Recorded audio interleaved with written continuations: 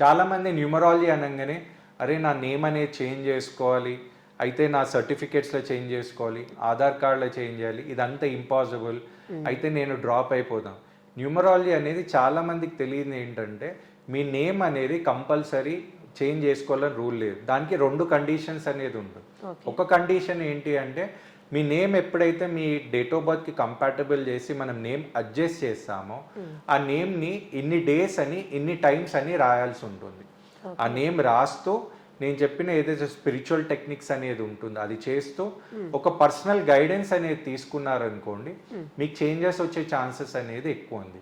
కానీ కొంతమంది ఏంటంటే నేమ్ చేంజ్ చేసుకుంటాను, నాకు నేమ్ చేంజ్ చేసుకుంటే నాకు మంచి రిజల్ట్ వచ్చింది సార్, అయితే నేను కంప్లీట్లీ చేంజ్ చేసుకోవాలనుకుంటున్నాను అంటే వాళ్ళకు ఉండే కండిషన్ ఏంటంటే గెజిట్ అంటారు. సెంట్రల్ గవర్నమెంట్ త్రూ మనం గెజిట్ తీసుకోవచ్చు.